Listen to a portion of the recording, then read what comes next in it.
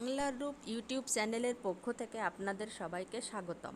আজ আমি আপনাদের দেখাবো মলা মাছ এবং আলু দিয়ে হালকা ঝাল জিরা ঝোল। তো প্রথমে আমি একটি কড়াইতে একটুখানি তেল দিব, সরিষার তেল। তো তেলটা আস্তে আস্তে আমি গরম করব। তেলটা যতক্ষণ গরম হতে থাকবে ততক্ষণে আমি মাছগুলোকে একটুখানি হলুদ আর লবণ দিয়ে মেখে নেব। এদিকে কড়াইতে আমি তেলটা গরম করতে থাকব।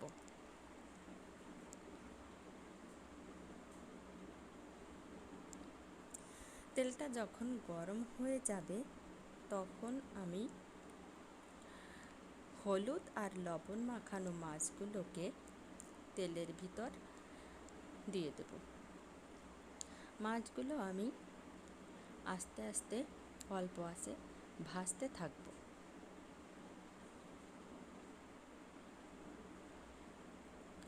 মাছটা যতক্ষণ ভাজা না হয় ততক্ষণ আমি এপিঠ ওপিঠ করে উল্টিয়ে দেব, যাতে মাছটা পুড়ে না যায়।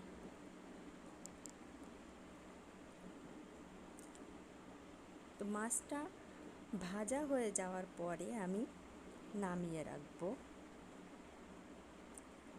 এবার আমি সেই একই তেলের পরে একটি আলু কুচি করে রাখা, সেই আলুটাকে ভাজতে থাকব।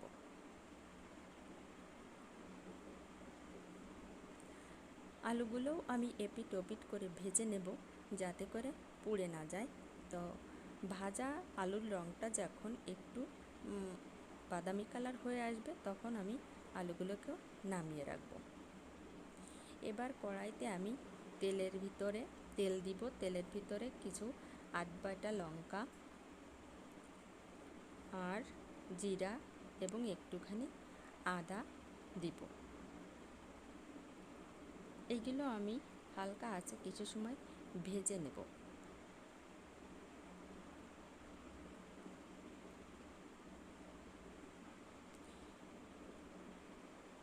এই মশলাগুলো একটু ভাজার পর যখন হালকা বাদামি কালার হয়ে আসবে তখন আমি একটা পাত্রে করে একটুখানি জল দিয়ে দেব।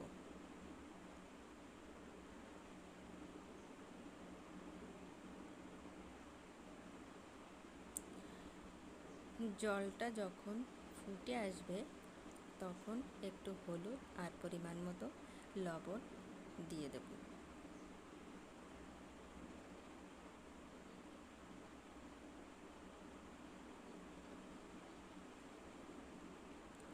এবার জলের ভিতর আমি আলু এবং ভেজে রাখা মলা মাছগুলো দিয়ে দেব।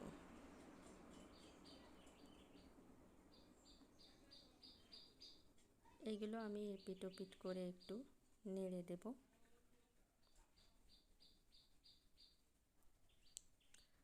আলুটা ভালো করে সিদ্ধ করার জন্য আমি মাটির একটা ঢাকনা দিয়ে ঢেকে দেব।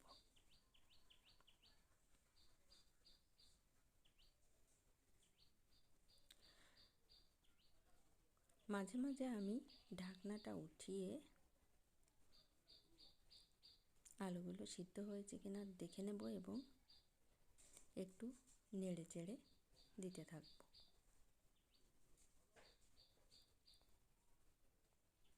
তো এবার 8 থেকে 10 মিনিট জাল দেওয়ার পর আলুটা যখন সিদ্ধ হয়ে গেছে, এবার আমার ঝোলটাও খাওয়ার উপযুক্ত হয়ে গেছে। এখন আমি ঝোল এবং মাছটা একটি পাত্রে ঢেলে রাখব। তো আমার আজকের রেসিপিটা যদি ভালো লাগে তাহলে আপনারা বাড়িতে তৈরি করে দেখতে পারেন। তো সবাইকে ধন্যবাদ জানিয়ে শেষ করছি। সবাই ভালো